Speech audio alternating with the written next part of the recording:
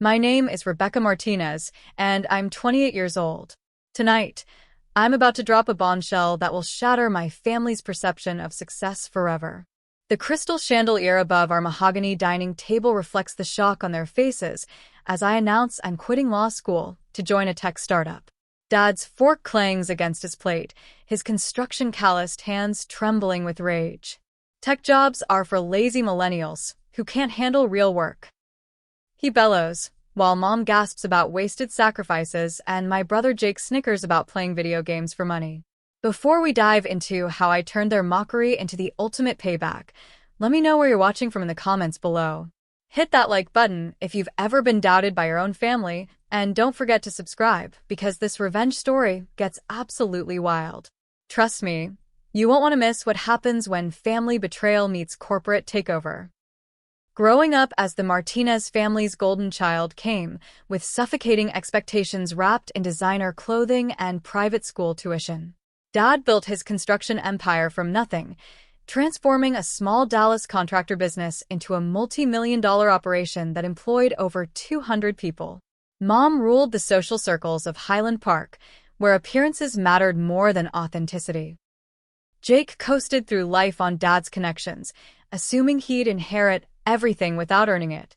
I was supposed to be different, the brilliant daughter who would bring prestige to the Martinez name through law, perhaps politics, definitely not technology.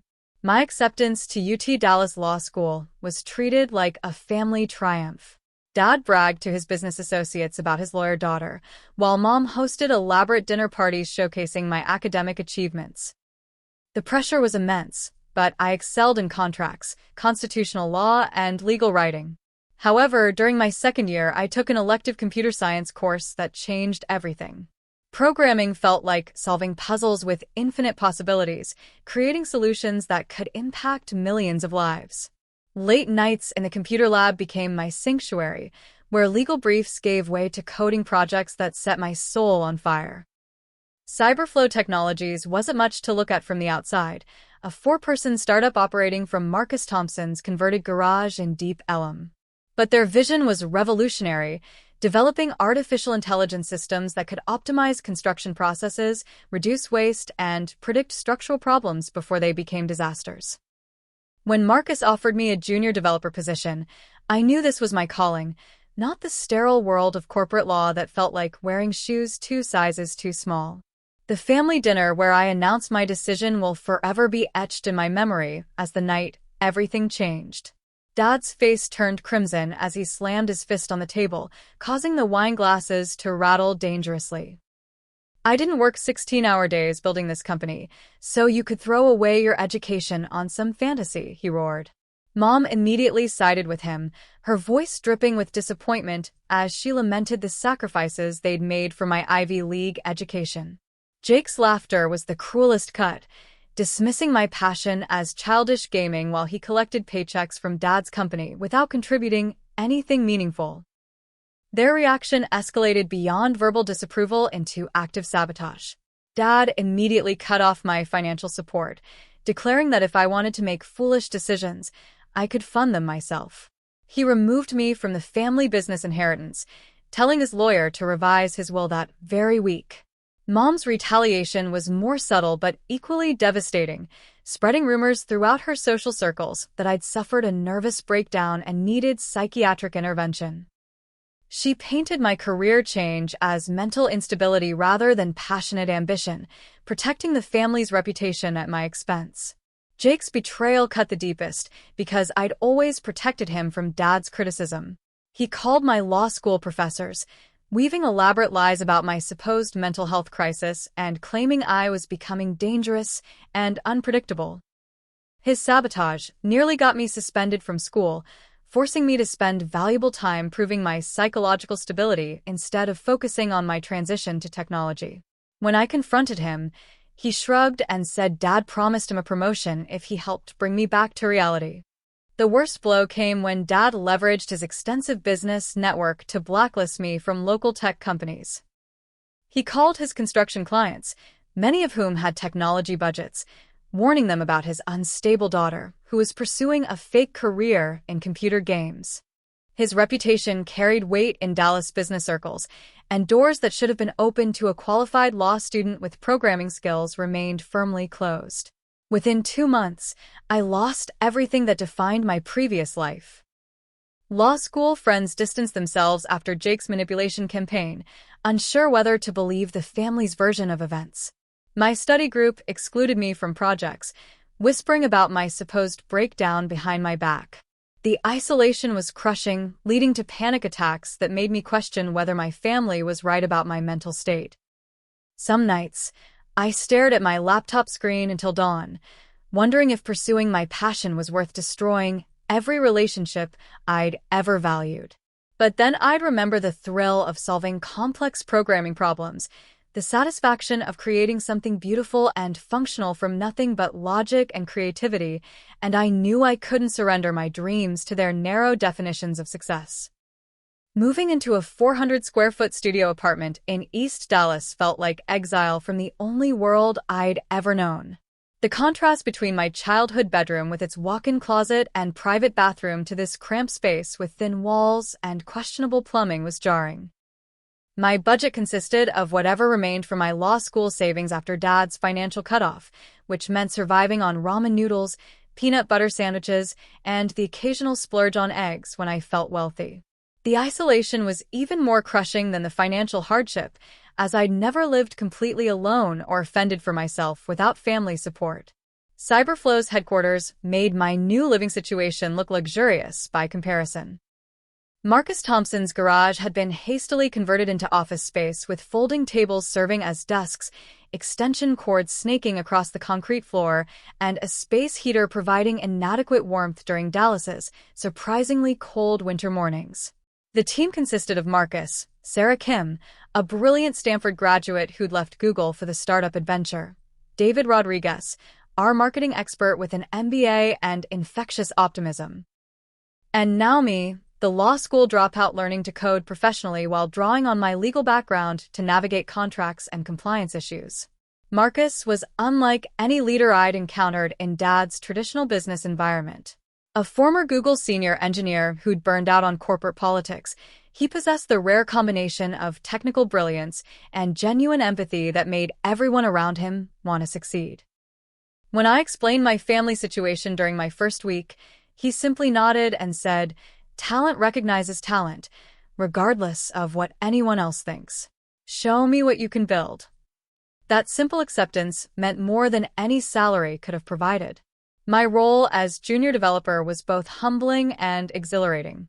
While my legal training helped with understanding regulatory requirements and contract negotiations, I was starting from scratch with machine learning algorithms and AI development. Sarah became my unofficial mentor, patiently explaining complex concepts during late-night coding sessions while David ensured our work reached potential clients despite our limited marketing budget. We were building something revolutionary, an AI system that could analyze construction blueprints, predict potential structural issues, and optimize material usage to reduce waste by unprecedented percentages. Meanwhile, my family's attacks intensified as they realized I wasn't returning to law school as they'd expected. Dad began spreading more vicious rumors, telling anyone who would listen that I was involved with scam artists and con men who were exploiting my supposed mental illness. Uncle Carlos, Dad's business partner and the man who taught me to drive, refused to even speak with me when I approached him about potential entry-level opportunities in their company. His rejection stung particularly because he'd always been the family member who encouraged my curiosity and independence. Mom's manipulation took a more insidious form. She would call periodically, claiming to miss me and wanting to reconcile, only to pump me for information about CyberFlow that she could relay to Dad. During one particularly painful conversation, she pretended to support my decision while secretly recording our call, planning to use my words against me later. When I discovered her deception, the betrayal felt like losing a parent to death, except she was still alive and actively working to destroy my future. Jake's harassment escalated to cyberstalking, as he created fake social media profiles to contact my professional connections with lies about my character and stability. He posed as concerned former classmates, sharing fabricated stories about my supposed drug use and erratic behavior. Several potential networking opportunities evaporated when people decided they couldn't risk associating with someone who might be unstable or unprofessional. His cruelty seemed limitless, motivated by Dad's approval and his own fear that my success might diminish his inherited position in the family hierarchy. The breaking point came on a Thursday evening when I found Marcus unconscious at his desk, having worked 3 consecutive all-nighters, while surviving on coffee and determination. His dedication was admirable but unsustainable, and seeing him collapse made me realize that CyberFlow's success depended on all of us maintaining our health and sanity. As I waited in the hospital emergency room for news about his condition, I made a crucial decision. My family could continue their assault on my character, but I wouldn't let their negativity prevent me from building something meaningful. Marcus recovered quickly, and his near collapse became a turning point for our entire team's approach to work-life balance. That night, I wrote a letter I never intended to send, pouring out my anger, disappointment, and determination onto paper. The act of writing helped clarify my thoughts and strengthen my resolve. I was no longer the obedient daughter seeking family approval. I was becoming the architect of my own destiny. CyberFlow represented more than just a job or career change. It was my declaration of independence from anyone who would limit my potential based on their own fears and prejudices. The war with my family was far from over, but I finally understood that winning didn't require their approval. It required proving them wrong through undeniable success. 6 months into my tenure at CyberFlow, our persistence finally yielded tangible results when we landed our first major client, a Denver-based construction firm struggling with cost overruns and project delays.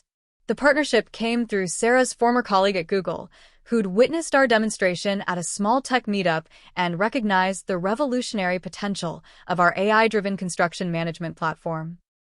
Our system promised to reduce material waste, optimize workflow scheduling, and predict potential structural issues before they became expensive problems, addressing the construction industry's most persistent challenges through cutting-edge technology.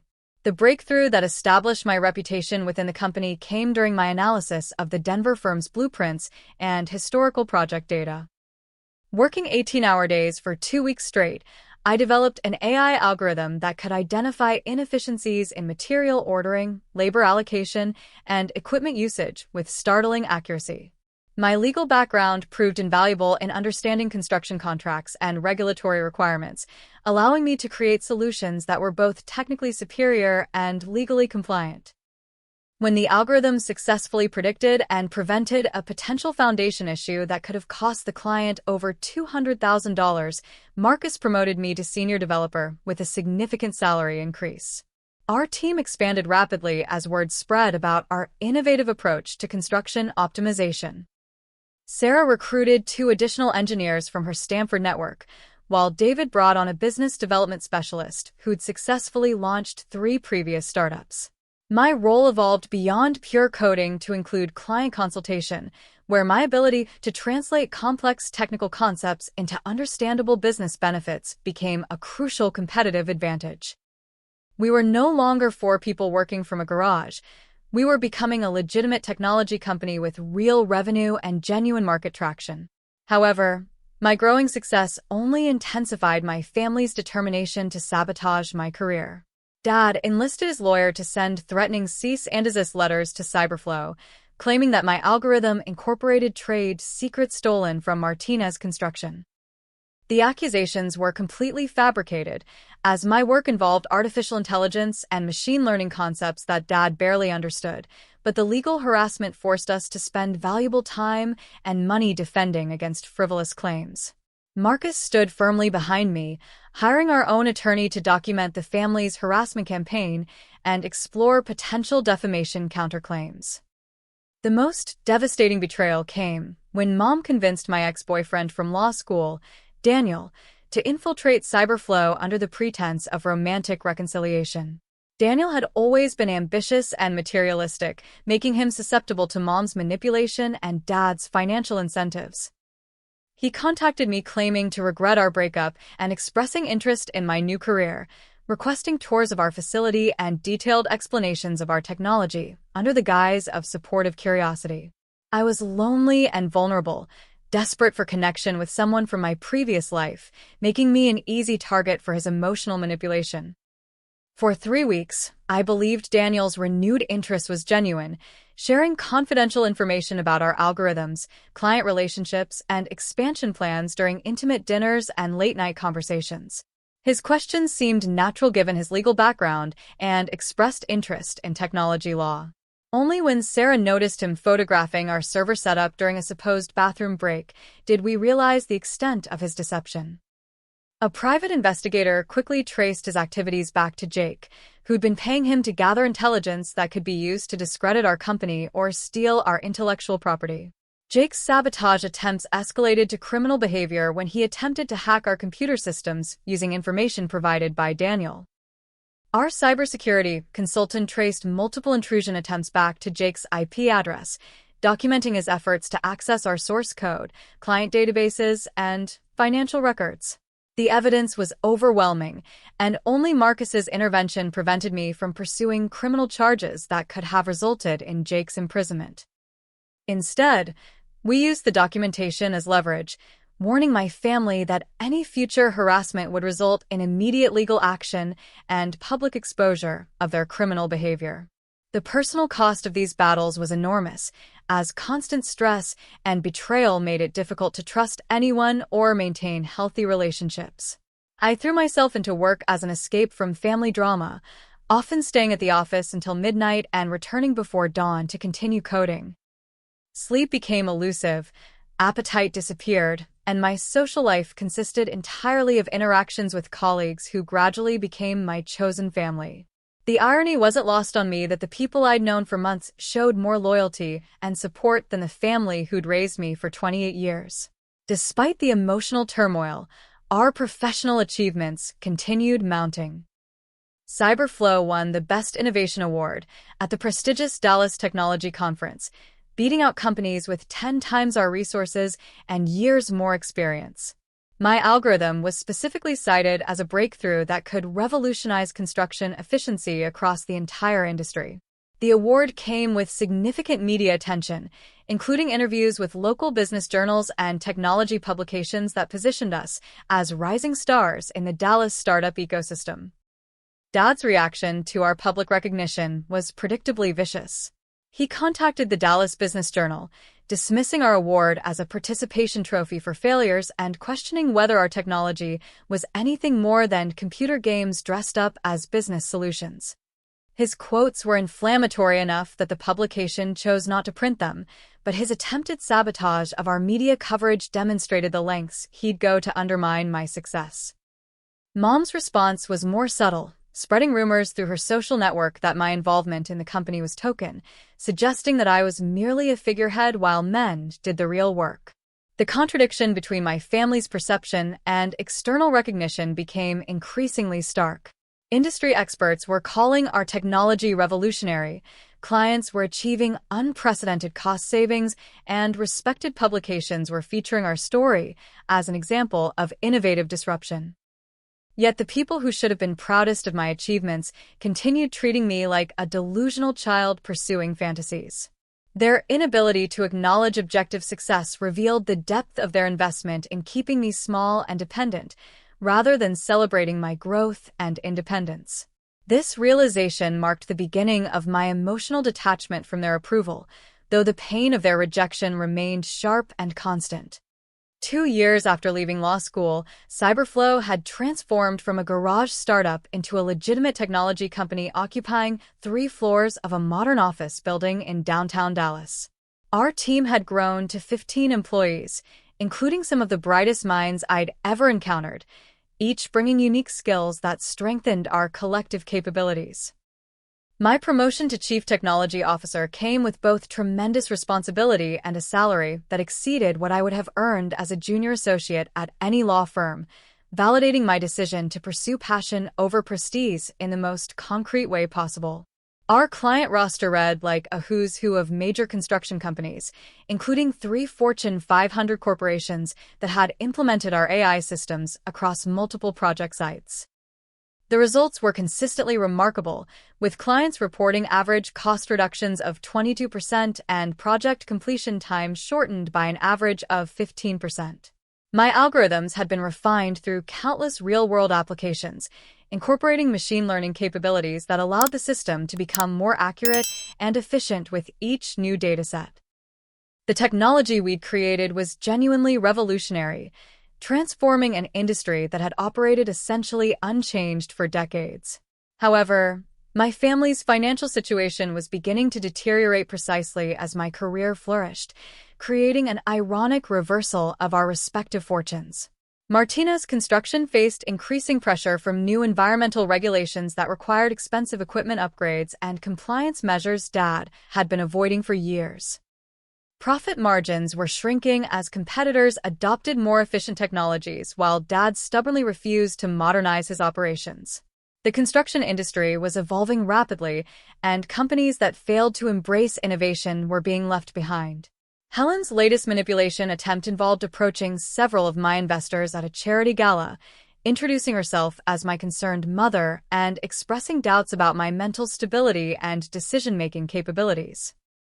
She painted herself as a worried parent whose brilliant daughter had fallen under the influence of manipulative business partners who were exploiting her legal education and family connections. Her performance was convincing enough that 2 investors requested private meetings to discuss their concerns about my leadership and the company's long-term stability.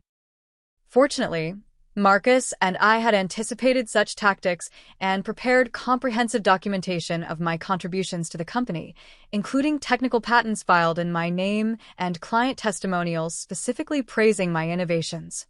The investor meetings became opportunities to demonstrate my expertise and vision rather than defend against family sabotage. Both investors left our presentations more confident in CyberFlow's leadership and specifically impressed by my technical knowledge and strategic thinking. Helen's attempt to undermine my credibility actually strengthened investor confidence by forcing us to articulate our competitive advantages more clearly. Jake's desperation reached new heights when he attempted to hack our computer systems again, this time using more sophisticated methods learned from online tutorials and hacker forums. Our cybersecurity consultant caught him attempting to install keylogger software on my personal laptop during a family function I'd attended, hoping to maintain some connection with extended relatives. The evidence was captured on security cameras, and this time I didn't hesitate to involve law enforcement. Only Uncle Carlos's intervention and Jake's tearful apology prevented criminal charges, though we obtained a restraining order requiring him to stay away from our offices and employees.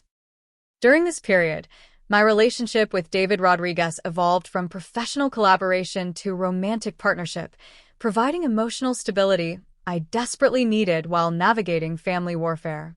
David understood the startup world's demands and pressures, offering support without trying to fix problems that were ultimately mine to resolve.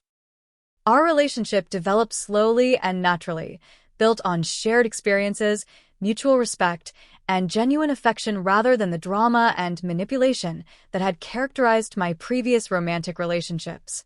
Sarah became my closest confidant, the sister I'd never had, someone who celebrated my victories and provided comfort during defeats without ulterior motives. The personal growth I experienced during this period was as significant as any professional achievement. Weekly therapy sessions helped me understand the psychological dynamics that had kept me trapped in my family's dysfunction for so many years. I learned to recognize manipulation tactics, set healthy boundaries, and distinguish between love and control. The process was painful but liberating, allowing me to approach family interactions with clarity rather than emotional reactivity. For the first time in my life, I felt like an independent adult rather than an extension of my parents' ambitions and fears. Professional recognition continued accumulating as industry publications featured our story and requested my participation in conferences and panel discussions. Forbes included me in their 30 Under 30 technology list, highlighting my journey from law student to tech executive and the innovative algorithms that were transforming construction efficiency. The article generated significant media attention, including interview requests from national business publications and technology podcasts. Each piece of recognition felt like vindication for the sacrifices I'd made and validation that my instincts about following passion over convention had been correct. Dad's reaction to my Forbes recognition was perhaps the most revealing of all his responses to my success. Instead of pride or even grudging acknowledgement, he experienced what appeared to be genuine jealousy and resentment. His comments to family members and business associates became increasingly bitter, suggesting that my achievements were somehow diminishing his own legacy rather than extending it. The zero-sum thinking revealed the depth of his insecurity and need for control, as he seemed unable to conceive of success that wasn't taken from someone else. Mom's social embarrassment reached a tipping point when her country club friends began expressing genuine admiration for my accomplishments, asking detailed questions about the technology, and requesting introductions for their own children interested in STEM careers. The narrative she'd constructed about my mental breakdown and poor judgment became increasingly difficult to maintain when presented with objective evidence of success and recognition. Some of her closest friends began questioning her version of events, wondering why she wasn't prouder of her daughter's remarkable achievements. This period marked a fundamental shift in power dynamics, though none of us fully recognized it at the time. I was no longer the dependent daughter seeking approval and financial support. I had become an independent adult with resources and influence that exceeded my family's ability to control or undermine. The realization that I no longer needed their validation was both liberating and terrifying, as it forced me to confront the possibility that our relationships might be irreparable. The love I'd once taken for granted had been revealed as conditional, dependent on my conformity to their expectations rather than acceptance of my authentic self. 3 years after founding CyberFlow, our company valuation reached $50 million following a successful Series B funding round that attracted investment from some of Silicon Valley's most prestigious venture capital firms. The influx of capital allowed us to accelerate research and development, expand our sales team, and begin exploring acquisition opportunities that could provide vertical integration and market consolidation. My role had evolved beyond technology development to include strategic planning and business development, leveraging both my technical expertise and legal background to evaluate potential partnerships and acquisition targets. Our acquisition strategy focused on identifying construction companies that possessed valuable assets, client relationships, or market positions, but lacked the technological sophistication to remain competitive in an increasingly modernized industry.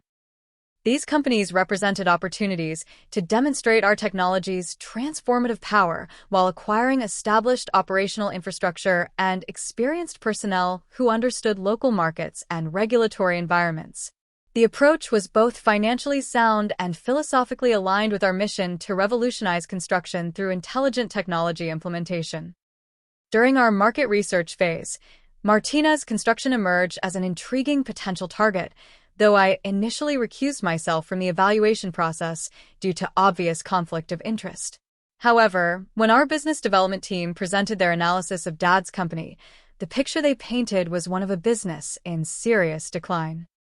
Environmental violations had resulted in substantial fines and legal costs, while Dad's refusal to modernize equipment and processes had made the company increasingly uncompetitive.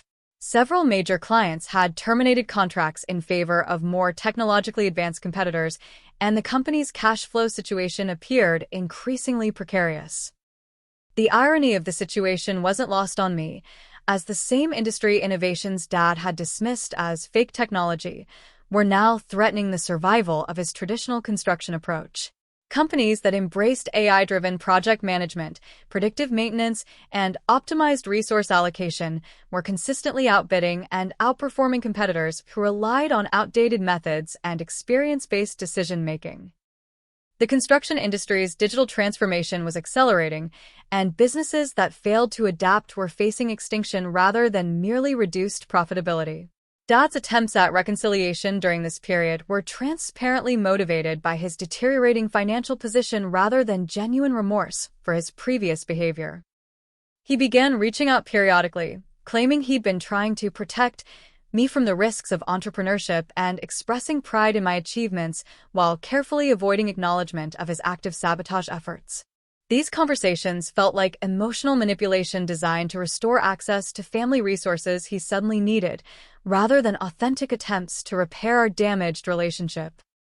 The fifth major betrayal occurred when my entire family staged what they called an intervention at my apartment, arriving unannounced with Uncle Carlos and a supposed psychiatrist Mom had recruited.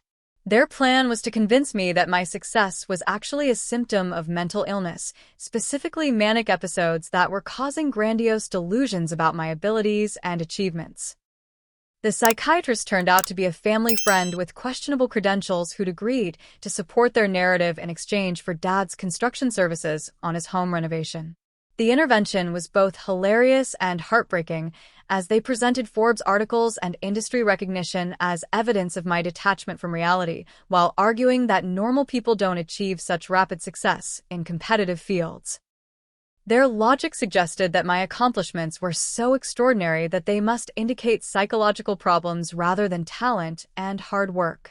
The conversation became surreal when Mom threatened suicide if I didn't abandon this tech nonsense and return to the safe, predictable path of legal practice where she could understand and control my trajectory. Jake's final sabotage attempt involved planting a spy within our organization, a young programmer he'd met through online gaming communities who needed money for family medical expenses. The infiltrator was tasked with stealing source code, client information, and strategic plans that Jake could use to either blackmail me or sell to competitors. Fortunately, our security protocols detected unusual data access patterns, and a thorough investigation revealed the security breach before any significant damage occurred. The incident forced us to implement even more stringent security measures and background checking procedures, ironically strengthening our company's protections against future threats. My investigation into my family's financial situation, conducted through a private investigator I'd hired to document their harassment campaign, revealed the true extent of their desperation. Martinez Construction owed over $800,000 in environmental fines, faced potential criminal charges for regulatory violations, and had defaulted on several equipment loans. Dad's personal finances were equally precarious, as he'd leveraged his home and personal assets to keep the business operating despite mounting losses and declining revenue. The proud, successful businessman who'd once dismissed my career choice was facing potential bankruptcy within 6 months. The emotional warfare escalated when Dad began publicly playing the victim, telling anyone who would listen that my success had destroyed our family and driven a wedge between relatives who'd previously been close. He positioned himself as the loving father whose ungrateful daughter had abandoned her family for money and fame, carefully omitting his active efforts to sabotage my career and undermine my relationships. The narrative was effective enough that some extended family members began expressing concern about my priorities and suggesting I should be more forgiving of his protective instincts. The breaking point came during my cousin Maria's wedding, where Dad used his father of the bride speech to publicly humiliate me in front of 300 guests. He spoke about family loyalty, traditional values, and the importance of staying grounded in reality rather than chasing impossible dreams. While never mentioning me by name, his references were obvious enough that every guest understood he was criticizing my career choices and lifestyle. The performance was cruel and calculated, designed to turn family and friends against me while positioning himself as the wise patriarch protecting his loved ones from dangerous modern influences. That night, sitting in my hotel room after the wedding humiliation, I made the decision that would change everything. I authorized CyberFlow's acquisition team to begin formal negotiations for purchasing Martinez Construction, using shell companies and legal structures that would hide my involvement until the transaction was complete. The decision wasn't motivated purely by revenge, though I won't pretend that wasn't a factor. Martinez Construction possessed valuable assets, skilled workers, and established client relationships that could benefit our expansion strategy. However, the opportunity to demonstrate the power of innovation over tradition and to perhaps force my family to acknowledge their mistakes made the acquisition personally irresistible. David's marriage proposal came at the perfect time, providing personal happiness and stability as I prepared for what would inevitably be the most challenging period of my relationship with my family. Sarah agreed to be my maid of honor and business partner, solidifying the chosen family that had supported me through every crisis and celebration. As I looked toward a future that included both professional triumph and personal fulfillment, I knew that the upcoming acquisition would either force my family to finally respect my choices or permanently sever relationships that had already been damaged beyond recognition. 6 months of careful preparation preceded the acquisition announcement, during which our legal team structured the transaction through multiple shell companies designed to obscure CyberFlow's involvement until the moment of revelation. The complexity was necessary both for strategic business reasons and to prevent Dad from sabotaging the deal once he discovered my connection to the acquiring entity. Our attorneys worked meticulously to ensure every aspect of the transaction was legally bulletproof, anticipating the inevitable challenges my family would mount once they understood what had occurred. Dad's ignorance during the negotiation process was both tragic and ironic, as he celebrated what he believed was a lifeline thrown by mysterious investors who appreciated his company's traditional values and proven methods. The shell company we'd created, Apex Holdings, presented itself as a consortium of conservative investors seeking to preserve American manufacturing and construction traditions while modernizing operations gradually and respectfully. The narrative was carefully crafted to appeal to Dad's biases and blind spots, making him eager to complete a transaction he viewed as validation of his business philosophy. The signing ceremony took place in Dad's office on a Thursday morning, with both our legal teams present to finalize documentation and transfer ownership. Dad was unusually jovial, joking with our lawyers about finally getting rid of this failing business and looking forward to retirement from the stress of environmental regulations and modernization pressures. He signed each document with flourishes, clearly relieved to be escaping a situation that had become financially and emotionally unsustainable. Uncle Carlos was equally pleased, as the sale would allow him to pursue opportunities in real estate development that didn't require constant technological adaptation. The revelation moment was carefully choreographed for maximum impact. 30 minutes after the final signatures were completed and ownership transfer was legally irrevocable, I walked into Dad's office wearing a business suit and carrying the official documentation that identified me as the majority owner of Martinez Construction. The look on his face progression from confusion to recognition to absolute shock was something I'll never forget. His hand trembled as he reached for the papers, reading my name over and over as if repetition might change the reality of what had just occurred. Dad's complete mental breakdown was immediate and devastating to witness, even given our troubled relationship. He began hyperventilating, his face turning an alarming shade of red as he realized that his daughter now controlled the legacy he'd spent 30 years building. The business that defined his identity, provided his status in the community, and represented his life's work now belonged to the person he'd spent 3 years trying to destroy professionally and personally. Uncle Carlos had to physically restrain him from lunging at the documents, as if destroying them could undo the legal transfer that had already been completed and filed. Jake's humiliation was perhaps even more complete than Dad's shock, as security personnel I'd hired escorted him from the building immediately after reading him a formal termination notice. His employment was terminated for cause, including documented sabotage attempts, harassment of company personnel, and criminal hacking activities that had been thoroughly investigated and documented. The restraining order we'd obtained months earlier was still in effect, meaning his removal from company property was both legally justified and practically necessary for maintaining workplace safety and security. Mom's desperation manifested as frantic phone calls and tearful pleading as she begged me to fix this misunderstanding and restore the family business to its rightful owners. Her appeals alternated between emotional manipulation, attempting to guilt me about destroying Dad's legacy, and practical concerns about their financial security and social standing. The irony of her position wasn't lost on me, as the woman who'd spent 3 years undermining my career now needed my mercy and generosity to maintain her lifestyle and reputation. The reaction from Martinez Construction employees was overwhelmingly positive, revealing years of frustration with Dad's outdated management style and resistance to innovation.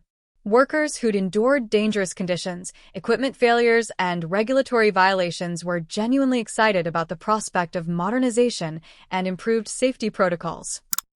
Several longtime employees privately shared stories of Dad's verbal abuse, discriminatory practices, and refusal to invest in proper training or equipment maintenance. Their enthusiasm for new leadership was both gratifying and sobering, highlighting the human cost of Dad's stubbornness and pride. My first executive decisions focused on immediate safety improvements and regulatory compliance, implementing protocols that should have been standard practice for years. We upgraded safety equipment, revised training programs, and brought in environmental consultants to address the violations that had been threatening the company's operating licenses. The changes were expensive but necessary, representing the kind of long-term thinking Dad had consistently avoided in favor of short-term profit maximization. Within 60 days, we'd eliminated all outstanding regulatory violations and implemented safety standards that exceeded industry requirements. The local media coverage was extensive and largely favorable, positioning the story as an inspiring example of innovation and family reconciliation rather than corporate revenge. Headlines like "Tech Princess Saves Family Business" and "AI Executive Brings Construction Company into Digital Age" framed the acquisition as a positive development for both the industry and local economy. Reporters seemed fascinated by the narrative of a daughter using her success to preserve her father's legacy, though they missed the deeper story of family dysfunction and betrayal that had motivated the transaction. Dad's threats of legal action were immediately dismissed by our attorneys, who'd anticipated every possible challenge and prepared comprehensive defenses. The acquisition had been structured legally and transparently, with all required disclosures made to appropriate regulatory bodies and no evidence of fraud, coercion, or improper influence. His claims that I'd stolen the company through deception were particularly ironic, given that he'd willingly signed all documents after extensive due diligence and legal review. The transaction was a textbook example of legitimate corporate acquisition, regardless of the family relationships involved. The power dynamics that had defined our family for 28 years had been completely reversed in a single morning. Dad, who'd always been the ultimate authority figure whose approval I desperately sought, now faced the reality that his financial security and professional future depended entirely on my decisions and mercy. The role reversal was both satisfying and uncomfortable, as I struggled to balance legitimate business needs with the emotional complexity of suddenly having power over the people who'd raised me. Legal protections were crucial during this transition period, as our attorneys documented every threat, harassment attempt, and improper communication from family members who refused to accept the new reality. The evidence would be essential if Dad followed through on his legal threats or if other family members attempted to interfere with company operations. We were prepared for a prolonged battle, though I hoped that eventually pragmatic considerations would overcome emotional reactions and allow for some form of productive coexistence. The establishment of new hierarchical structures within Martinez Construction required delicate navigation of both business necessities and family sensitivities, though I prioritized company welfare over personal relationships when conflicts arose. Dad's new position as a senior construction supervisor reporting directly to my appointed general manager was both practically appropriate given his field experience and symbolically significant as a reversal of our lifelong power dynamic.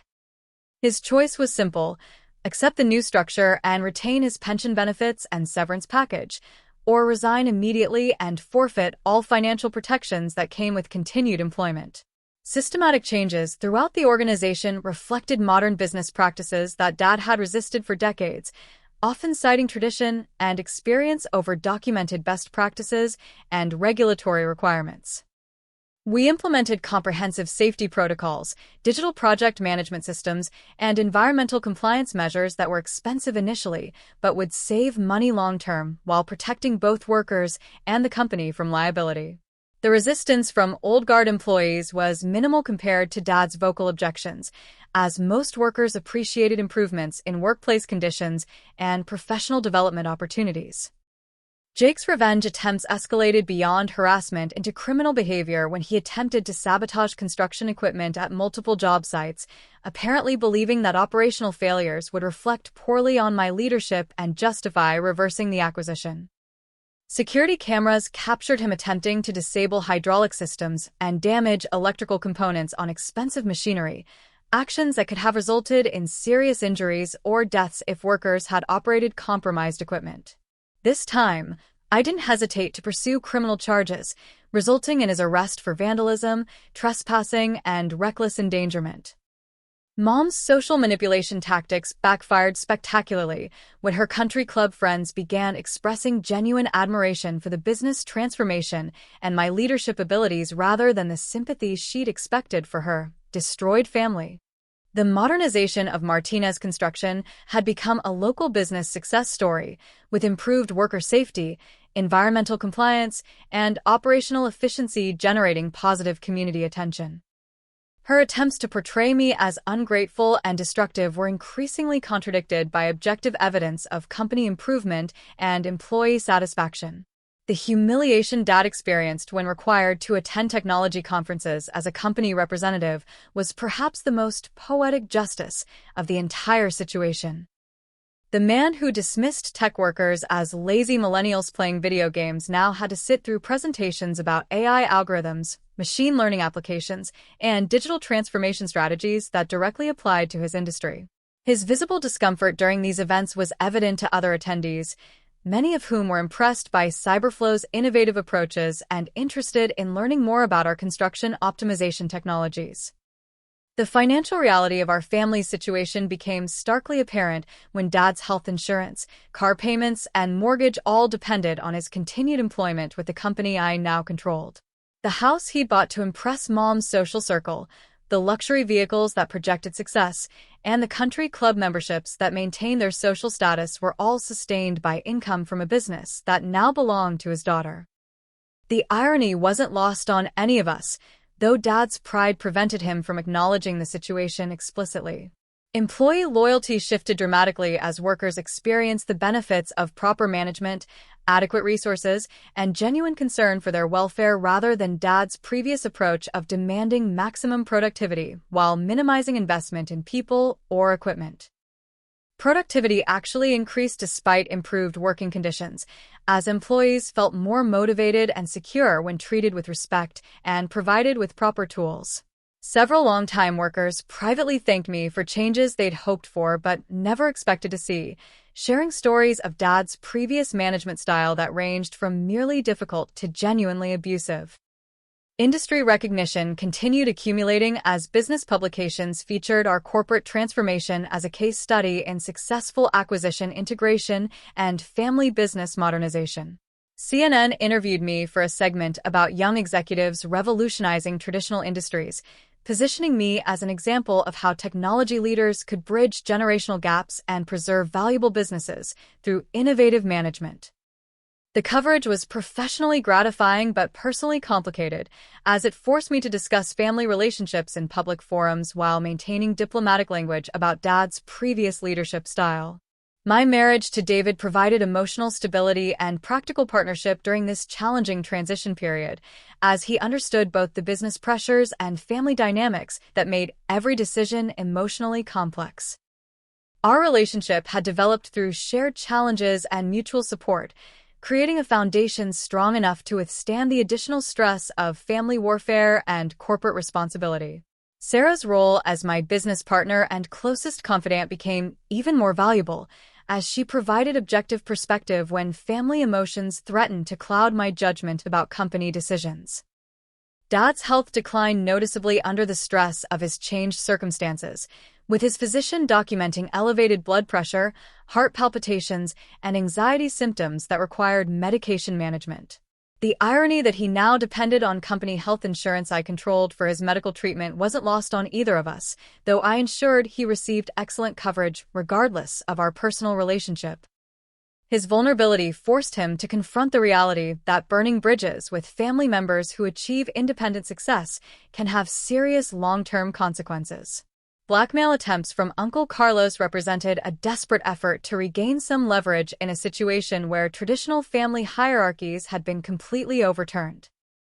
He threatened to reveal embarrassing family secrets and challenge the acquisition through legal means unless I agreed to restore Dad to his previous position and return to my original role as the obedient daughter. However, his threats were empty, as our legal team had anticipated such challenges and prepared comprehensive defenses against any possible accusations of impropriety or coercion during the acquisition process. The psychological toll of maintaining professional composure while managing family dysfunction required continued therapy and careful attention to my mental health and emotional boundaries. Learning to separate business decisions from personal relationships was an ongoing challenge, as every policy change or strategic direction affected people who'd been part of my life for decades. The support system I'd built through Sarah, David, and other chosen family members became essential for processing the complex emotions that arose from having power over people who'd once controlled every aspect of my life. This period marked my full emergence as an independent adult with agency and authority that couldn't be undermined by family disapproval or manipulation. The transformation from seeking their approval to managing their employment was both empowering and isolating, as it required me to accept that our relationships might never recover the warmth and closeness I'd once taken for granted. However, the protection of workers, the improvement of company culture, and the demonstration that innovation and tradition could coexist successfully made the personal costs worthwhile. Christmas dinner at the Martinez family home carried unprecedented tension and symbolic significance, as it marked the first time we'd gathered since the acquisition transformed our family's power dynamics completely and irreversibly. I arrived knowing that every conversation, gesture, and interaction would be filtered through the new reality that I controlled the financial futures of everyone present, while they struggled to reconcile their previous dismissal of my career with their current dependence on my decisions and mercy. The expensive decorations, lavish meal preparation, and formal table setting felt like desperate attempts to maintain normalcy in a situation that had fundamentally changed forever. Dad's attempt at reconciliation through manipulation focused on his newfound interest in becoming a grandfather, claiming that my marriage to David represented an opportunity for family healing and suggesting that children could bridge the gap between generations.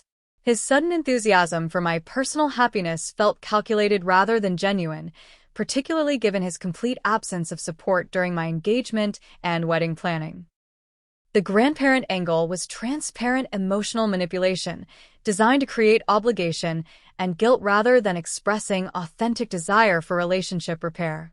Jake's desperation had reached pathetic levels during his months of unemployment and legal troubles, as he'd been forced to move back into Mom's basement while facing potential prison time for the sabotaged charges I'd pursued.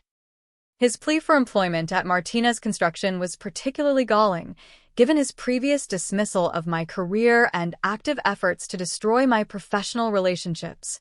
The man who'd once laughed at my tech job now begged for any position that would provide income and purpose, apparently expecting family loyalty to override his documented pattern of betrayal and criminal behavior. Mom's social climbing attempts using my success represented a complete reversal of her previous narrative, as she now wanted to leverage my business achievements for status within her country club social circles rather than hide them as sources of embarrassment. Her friends' genuine admiration for my accomplishments had forced her to abandon the mental breakdown story and embrace a new version where she'd always been supportive of my entrepreneurial spirit. The revisionist history was both amusing and infuriating, as it conveniently omitted years of active sabotage and emotional manipulation. Extended family dynamics had shifted dramatically as cousins, aunts, and uncles who'd previously supported my parents' criticism now sought connections to my business success and professional network. Relatives who'd ignored my achievements while they seemed threatening to Dad's authority were suddenly interested in my opinions, advice, and potential business opportunities. Their transparent opportunism revealed the conditional nature of family loyalty and the way success changes people's willingness to acknowledge your worth. The truth session I'd planned became a systematic confrontation of each family member's specific betrayals, documented with evidence and presented without emotion or accusation. I detailed Dad's business sabotage, Mom's social manipulation, Jake's criminal harassment, and Uncle Carlos's financial threats, providing specific dates, witnesses, and consequences for each incident. The presentation was methodical and comprehensive, designed to prevent denial or minimization of their actions while establishing clear accountability for the damage they'd inflicted. Dad's emotional breakdown during the confrontation was genuine and devastating as he finally admitted to jealousy, fear of being surpassed by his daughter, and terror that my success diminished his own legacy and authority. His tears were the first honest expression of emotion I'd witnessed from him in years, revealing the insecurity and pride that had motivated his destructive behavior. The vulnerability was both heartbreaking and frustrating, as it raised questions about whether genuine change was possible, or if this was simply another manipulation tactic designed to restore his position. Jake's confession to the sabotage attempts and harassment campaign included his admission that Dad's pressure and approval-seeking had motivated much of his behavior, revealing the toxic family dynamic where loyalty was demonstrated through shared cruelty toward anyone who threatened the established hierarchy. His willingness to commit crimes for Dad's approval highlighted the psychological damage that rigid family roles and conditional love had inflicted on all of us. The revelation explained, but didn't excuse his actions, though it provided context for understanding how family dysfunction had corrupted his moral development. Mom's confession was perhaps the most painful, as she revealed that she'd been proud of my achievements from the beginning but feared social judgment and worried about how my success might affect Dad's fragile ego and their marriage stability. Her admission that pride and fear had motivated her destructive behavior rather than genuine concern for my welfare was both relieving and heartbreaking. The knowledge that she'd sabotaged her own daughter to protect her husband's feelings and her social standing revealed the depth of dysfunction that had masqueraded as family loyalty.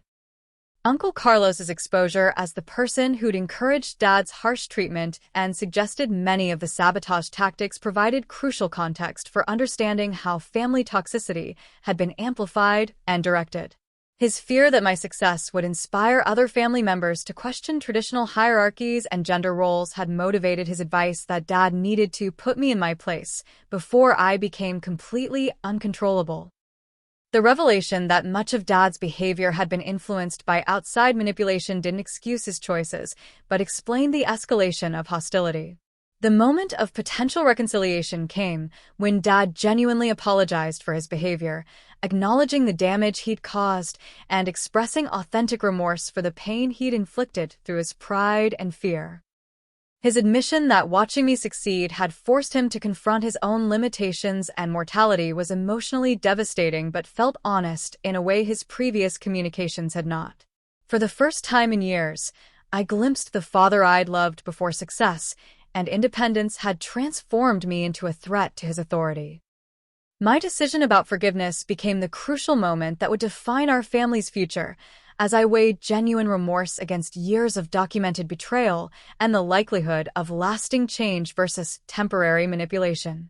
The choice wasn't between forgiveness and revenge, but between establishing healthy boundaries that protected my well-being while allowing for relationship repair versus maintaining barriers that preserved my security but eliminated possibilities for genuine connection. Forgiveness didn't require forgetting or removing consequences, but it could allow for supervised rebuilding of trust if consistent actions supported the expressed remorse. The evening ended with tentative agreements about family therapy, gradual rebuilding of relationships, and clear expectations about future behavior and boundaries. I made it clear that forgiveness was conditional on sustained change rather than momentary apology, and that any return to previous patterns of manipulation or sabotage would result in permanent severing of all relationships. The path forward required acknowledging the damage that had been done while creating space for healing, though I remained realistic about the challenges of changing deeply ingrained family dynamics and individual personality patterns. 6 months after our Christmas confrontation, weekly family therapy sessions had begun the slow, methodical work of rebuilding relationships while addressing the deep psychological patterns that had created our toxic dynamic in the first place. The process was painful and often frustrating, as ingrained habits of communication and response proved resistant to conscious change efforts. Dr. Martinez, no relation. Our family therapist, specialized in business families where success and power had complicated natural relationship development, providing frameworks for understanding how achievement and ambition could either strengthen or destroy family bonds depending on how they were processed collectively. CyberFlow's initial public offering represented the culmination of 5 years of relentless innovation and strategic growth, transforming our garage startup into a publicly traded company valued at over $200 million. The IPO process was emotionally overwhelming, as financial success on this scale had always seemed like an impossible dream during those early days of ramen dinners and garage meetings. My personal net worth now exceeded anything my family had ever imagined, providing financial security and independence that made their approval irrelevant from a practical standpoint, though emotional healing remained more complex than mathematical calculations could resolve. Dad's genuine efforts at redemption were gradual but consistent, demonstrated through his willingness to learn about technology, attend training sessions, and publicly acknowledge his previous mistakes rather than maintaining the defensive posture that had characterized his initial reaction to the acquisition. His transformation wasn't complete or perfect, as decades of authoritarian leadership and traditional thinking couldn't be erased overnight, but his consistent efforts to change suggested authentic commitment rather than temporary strategic positioning designed to regain lost authority or financial benefits. Jake's personal growth required confronting his lifelong pattern of seeking approval through shared cruelty and manipulation rather than developing independent identity and values that weren't dependent on family hierarchy for validation. His employment at Martinez Construction was conditional on demonstrated competence and professionalism rather than family connections, forcing him to develop actual skills and work ethic that he never needed when trading on Dad's reputation and influence. The process was humbling but ultimately beneficial, as it provided him with genuine self-respect based on earned achievement rather than inherited privilege. Mom's evolution from social climber to genuine advocate represented perhaps the most dramatic transformation, as she began using her extensive social network to promote women in technology and entrepreneurship rather than maintaining status through superficial displays of wealth and connection. Her work with local STEM education programs and mentorship of young women pursuing non-traditional careers felt authentic rather than performative, suggesting that confronting her own limitations had inspired genuine desire to support others facing similar challenges and family resistance. My marriage to David had strengthened throughout the family crisis rather than being damaged by external pressure, as our relationship was built on genuine partnership, shared values, and mutual respect rather than convenience or social expectations. Our ability to navigate complex business and family challenges together while maintaining individual identities and professional goals provided a foundation for long-term happiness that contrasted sharply with the codependent patterns I'd observed in my parents' marriage. The experience had taught us both the importance of supporting each other's growth and success rather than viewing achievement as competition or threat. Martinez Construction's transformation into a model for family business modernization had attracted national attention from business schools, consulting firms, and other family enterprises struggling with generational transitions and technological adaptation. The company's improved safety record, environmental compliance, and employee satisfaction had become case studies for successful organizational change management. The business was thriving under modern leadership while preserving the craftsmanship and work ethic that Dad had always emphasized, proving that innovation and tradition could strengthen rather than contradict each other. Industry impact extended beyond our single company as other family businesses began requesting consultation about technology integration, succession planning, and managing intergenerational conflict around business philosophy and strategic direction. My speaking engagements and consulting work provided opportunities to share lessons learned from our experience while helping other families avoid some of the destructive patterns that had nearly destroyed our relationships permanently. The work was personally meaningful as it transformed our painful experience into resources for preventing similar family business conflicts. Personal healing continued through individual therapy that helped me process childhood wounds, develop healthy boundaries, and understand how family of origin patterns had influenced my relationship choices and professional development throughout my life. Learning to trust my own judgment while remaining open to constructive feedback required ongoing attention and practice, as the psychological damage from years of family manipulation couldn't be resolved through external success alone. The process was gradual but essential for developing authentic self-confidence independent of others' opinions or validation. Wisdom gained through this experience extended far beyond business or family dynamics to fundamental questions about identity, success, and the relationship between individual achievement and collective well-being. The realization that true strength comes from lifting others up rather than proving them wrong had transformed my approach to leadership, parenting preparation, and community involvement. Success without relationship felt hollow, while relationship without respect was unsustainable, creating the challenge of finding balance between personal boundary setting and generous connection with others.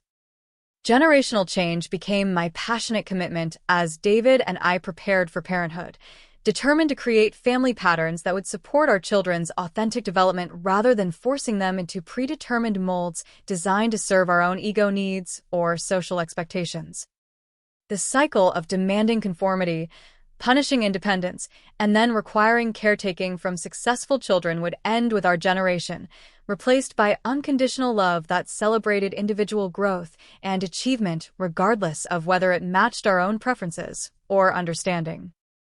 Looking toward the future, I see possibilities for innovation that extend beyond technology into social systems, family structures, and community building that prioritize human flourishing over traditional hierarchies or control mechanisms.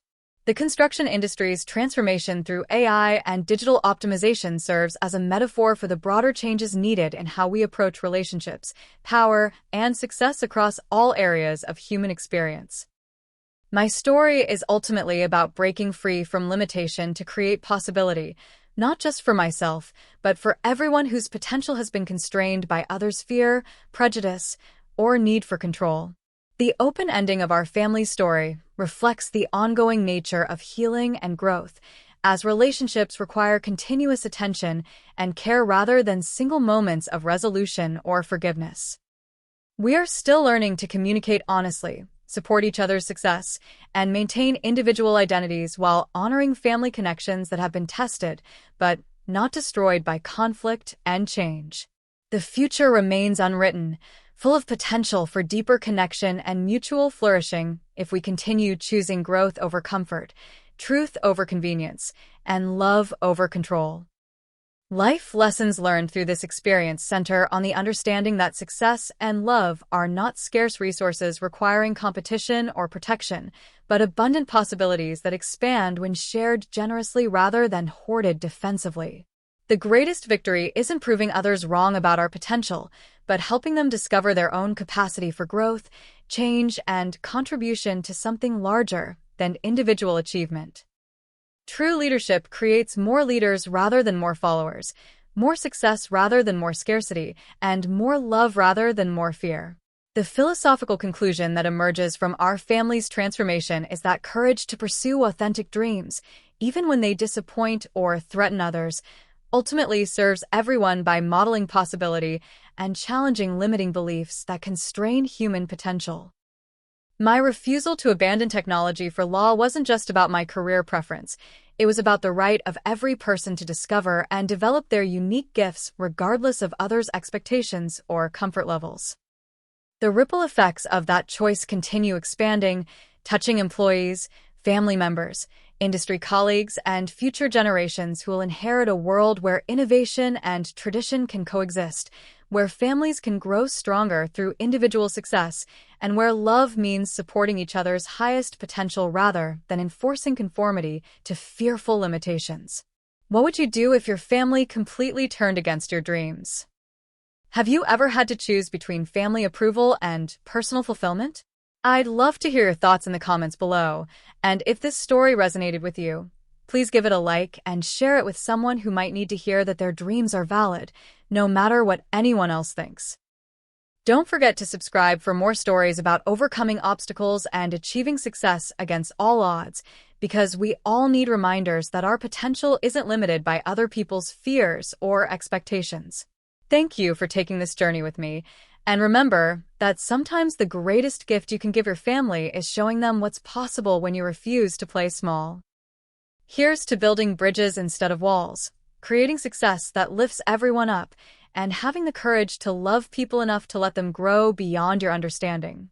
Until next time, keep believing in yourself and never let anyone convince you that your dreams are too big or your vision is too bold.